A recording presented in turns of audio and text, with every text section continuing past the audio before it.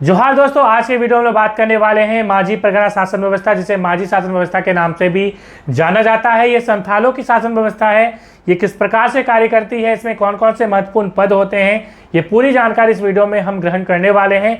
Video को start करेंगे उसके पहले हम बात करें कि ये किसके सिलेबस में है। देखिए, झारखंड के इतिहास का ये सिलेबस है और ये जनजातीय शासन व्यवस्था आपको पढ़ना है। चाहे हम बात करें जैसे सीजल की, जेई की, उत्पाद सिपाही की, सीडीपीओ की, चाहे हम बात करें जेपीएससी जीएस पेपर 2, उसमें भी ये सिलेबस में है।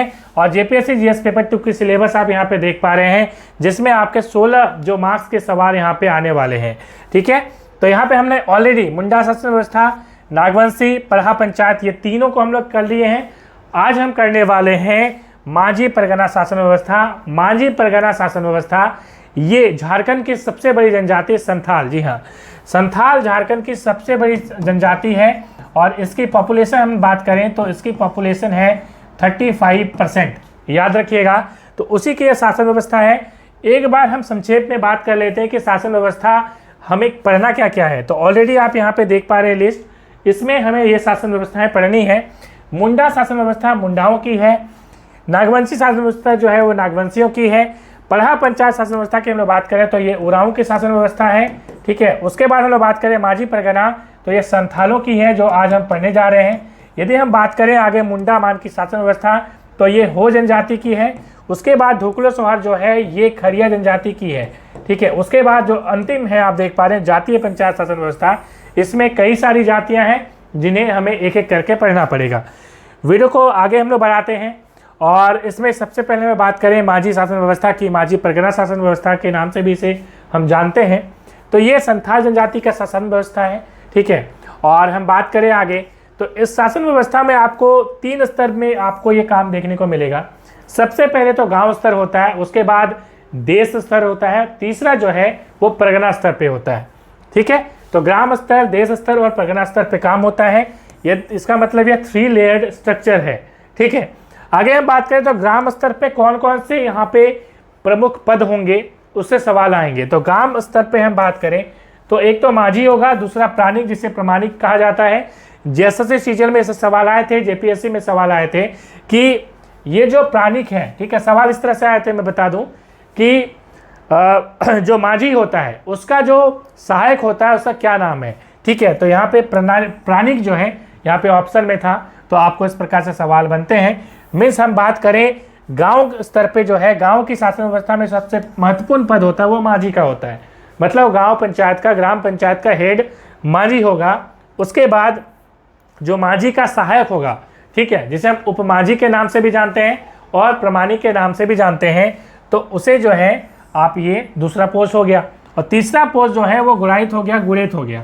ठीक है, 3 पोस्ट यहाँ पे काफ़ी ज़्यादा महत्वपूर्ण है। चलिए आगे हम लोग सेशन को बढ़ाते हैं। सबसे पहले माझी की हम बात करते हैं। तो जैसा कि हमने कहा कि ग्राम पंचायत का जो है, जो हेड होता है उसे हम माझी कहते हैं और माझी के पास काफ़ी ज़्यादा पावर होता है। यहाँ पे माझी के पास इतनी पावर होती है कि वो, हम बात करें तलाक की, हम बात करें विवाह की, हम लोग बात करें टैक्स कलेक्शन की, ये सारी पावर्स गांव के अंदर यदि कोई संभालता है तो वो है माझी। बशर्ते इसके पास एक ही जो है पावर नहीं होती। यदि किसी का मर्डर हो जाए, ठीक है, तो मर्डर के केस में ये जो है कुछ भी काम नहीं कर सकता। उस कंडीशन में जो सरकारी हस्तक्षेप है, मतलब पुलिस कोर्ट कचहरी का मामला हो जाता है, तो इसमें कोई भी काम ये नहीं करता। आगे हम लोग बात करते हैं, हम आगे क्या बात करेंगे तो प्रमाणिक की हम बात कर रहे थे, जिसे हम उपमाझी भी कहते हैं, प्राणिक भी कहते हैं। तो मान लीजिए जो हम बात कर रहे थे माझी की, माझी अनुपस्थित है, किसी कारणवश वो कहीं गया हुआ है या बीमार है, उस कंडीशन में जो उसका कार्य होगा, माझी का जो कार्य होगा वो कौन करेगा तो प्रमाणिक करेगा, जिसे हम प्राणिक भी बोलते हैं, उपमाझी भी बोलते हैं। तो ये काफ़ी इंपॉर्टेंट पद है। ठीक है, उसके बाद है गुणित और गुणायत, ये काफ़ी इंपॉर्टेंट पद है। देखिए, ये एक तो पोस्टमैन का काम करता है, मगर ये माझी का सचिव भी है, सेक्रेटरी है ये माझी का। ठीक है, तो ग्रामीण मान लीजिए कोई उत्सव वगैरह आयोजन होना है, सूचना देनी है, तो ये सारी सूचनाएं जो हैं, कार्यक्रम की जानकारी देनी है कि भाई ये फलाना दिन फलाना चीज़ यहाँ पे गांव में होने वाला है, ये सारी जानकारी जो है वो गुणैत देता है। मतलब एक पोस्टमैन की तरह ये काम करता है। ठीक है, साथ ही साथ हम लोग बात करें तो गांव से जितने भी परिवार हैं, वहाँ से संबंधित जितनी भी सूचनाएं हैं कि कितने फैमिली मेम्बर्स हैं, ये सारी सूचनाएं वो कौन कर लेता है तो ये गुणैत का ही कार्य होता है। आगे हम लोग बात करते हैं जोग मांझी। जोग मांझी एक बहुत ही महत्वपूर्ण पद है और ये मांझी का उपसचिव है। देखिए, कहने को यह मांझी का उपसचिव है, मगर यदि हम लोग बात करें कि विवाह मामला, जितना भी मैरिज वाला मामला होगा, वो सारा मामला जोग मांझी संभालेगा। यहाँ तक कि मान लीजिए कि कोई कुंवारी लड़की है और वह गर्भवती हो जाती है किसी कारणवश, ठीक है, तो यदि वो प्रेग्नेंट गर्भवती हो जाती है, उस कंडीशन में उससे पूछा जाता है, ठीक है, उस लड़की से पूछा जाता है कि ये किसका बच्चा है। तो उस कंडीशन में यदि वो बता देती है, तब तो यदि ये प्रूफ हो जाए कि फलाना जो आदमी है, फलाना का जो है ये बच्चा है, जो हम लड़का की बात कर रहे हैं, ठीक है, तो उससे विवाह करने को कहा जाता है कि तुम इससे शादी कर लो।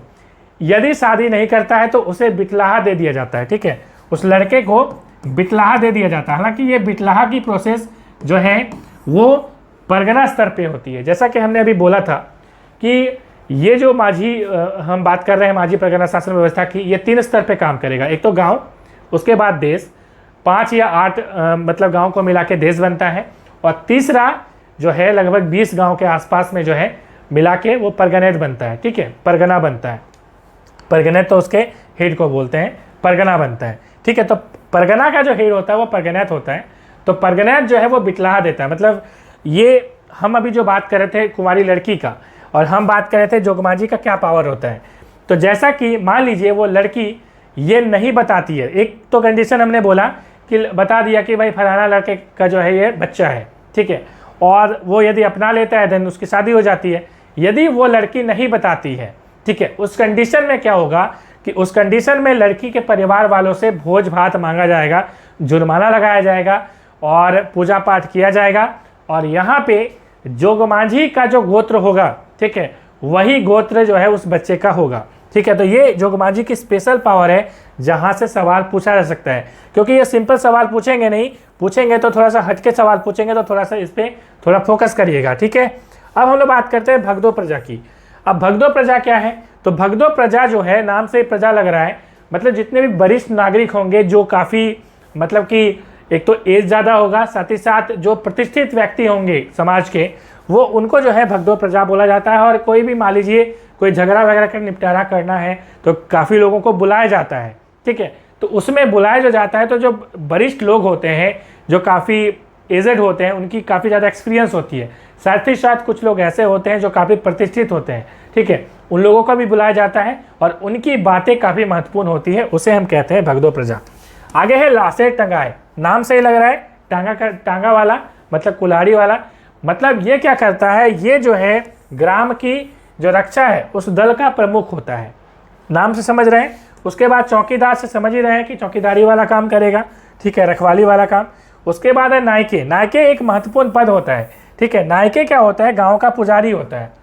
न सिर्फ गांव का ये पुजारी है, बल्कि मान लीजिए कि पूजा पाठ मतलब धार्मिक दृष्टिकोण से कोई भी सुनवाई करनी है तो उसमें निर्णय देने का काम नायके ही करेगा, ठीक है। कोई भी धार्मिक झगड़ा हो रहा है तो वो काम जो है नायके ही करेगा, सुनवाई का ये काफ़ी महत्वपूर्ण पद होता है। आगे हम लोग बात करें कुडाम नायके, तो ये जो है नायके का हेल्पर होता है, ठीक है। ये आप समझ में आ रही है बात। आगे बढ़ते हैं और आगे है, हम जैसा कि बात कर रहे थे देश स्तर पर, तो हमने ग्राम पंचायत को ख़त्म कर लिया। कुछ 5 गांव को मिलाकर लगभग जो है पाँच ग्राम को मिलाकर 5 से लगभग 8 ग्राम होती है, उसको मिलाकर क्या बनता है? तो देश बनता है, ठीक है। तो ये देश स्तर की हम लोग बात कर रहे थे, और जिसका प्रधान को बोला जाता है देश मांझी या मोड़े मांझी, ठीक है। एक तो मोड़े मांझी या देश मांझी बोला जाता है। उसके बाद हम लोग बात करें परगना स्तर पर 15 से, ठीक है, 20 गांव को मिलाकर, ये कोई संख्या फिक्स नहीं है, लगभग है, 15 से 20 गांव को मिलाकर एक परगना बनता है जिसका प्रधान परगनेत कहलाता है। और जैसा कि हम बोल रहे थे कि मान लीजिए सबसे पहले कोई मामला है तो वो किसके पास जाएगा? तो मांझी के पास जाएगा, ठीक है। मांझी उसको सुलझा नहीं पाया तो कहाँ जाएगा? मोड़े मांझी के पास जाएगा, जिसे हम देश मांझी भी कहते हैं। मान लीजिए ये भी सुलझा नहीं पा रहा है, देन कहाँ पे जाएगा? परगनेत के पास जाएगा, ठीक है। तो परगनेत सबसे ऊपर वाला पोस्ट है।